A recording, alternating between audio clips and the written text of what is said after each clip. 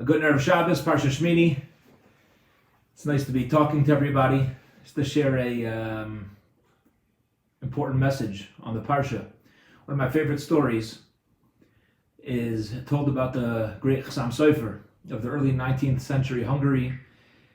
That the Chassam Sofer once came into a Beis Medrash where two young Talmidei Chachamim were debating some intricate topic in Gemara, some intricate Talmudic topic.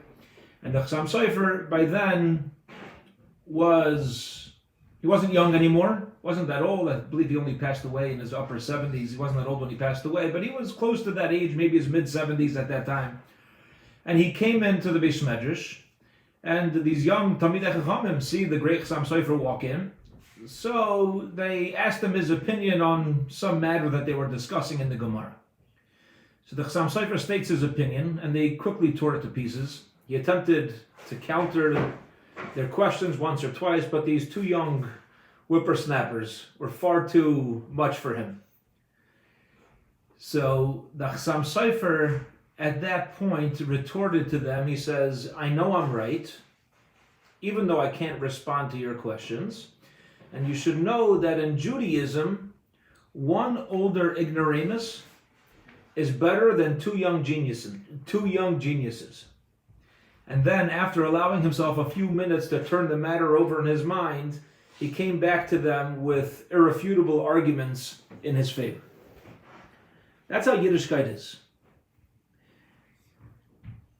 And the Torah tells us that in this week's Parsha, in Perek Yud, Pasuk Aleph, in chapter 10, verse 1, Rashi tells us in the name of Rabbi Eliezer that in our Parsha, the children of Aaron died because they were Hayru Halacha B'fnei Moshe Rabbeinu. They ruled on a halacha without consulting the Rebbe Moshe Rabbeinu. So we'll ask, what's the big deal? Nadav and Avihu, the children of Aaron, they were no slouches. They knew their beans. They were learned. They were Gedalim. Why couldn't they have their own opinion? Why can't people have their own opinion about what a halacha should be or how Yiddishkeit should be followed?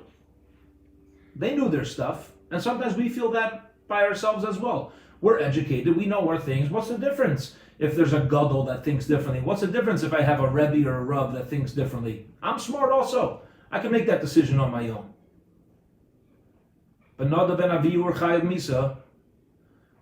Zok Rashi. Rashi is pointing out from the pasuk that we can't have this attitude. We have no right to think, and we're foolish to think that we are smarter, more learned, or more authentic than those who are older and more learned in Torah than we are. This is a basic tenet in Yiddishkeit that Yiddishkeit cannot exist without this.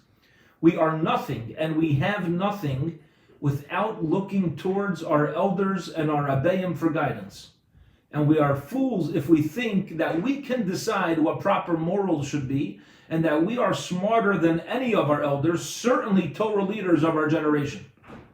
And it's when we do think that we have a greater understanding of what's right and what's wrong than our earlier generation that destruction happens.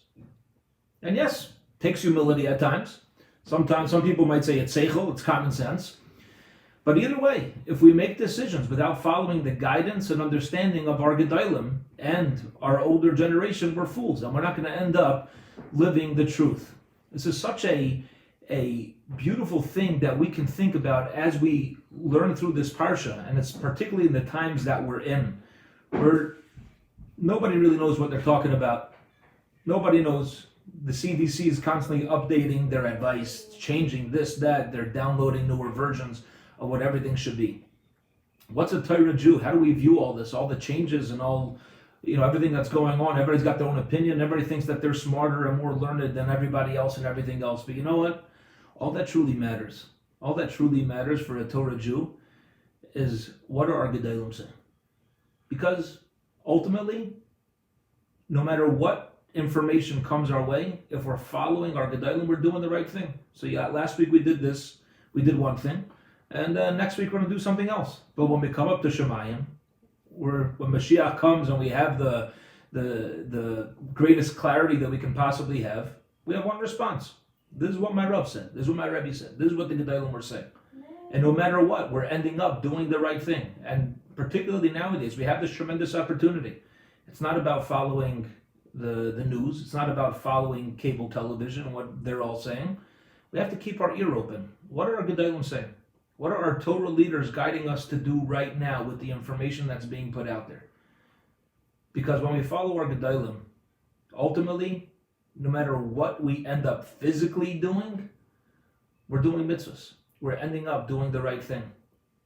And we're set up to have this beautiful and tremendous opportunity. Wishing everybody a wonderful, wonderful, beautiful Shabbos. For those who haven't heard, here in St. Louis, as of right now, the Eruv is down. So please be careful to check your pockets and take all the necessary precautions. And continue to miss everybody. Hopefully, we'll be together shortly, either back in our shul or together in our shul in Yerushalayim. But wishing everybody a wonderful and beautiful Shabbos.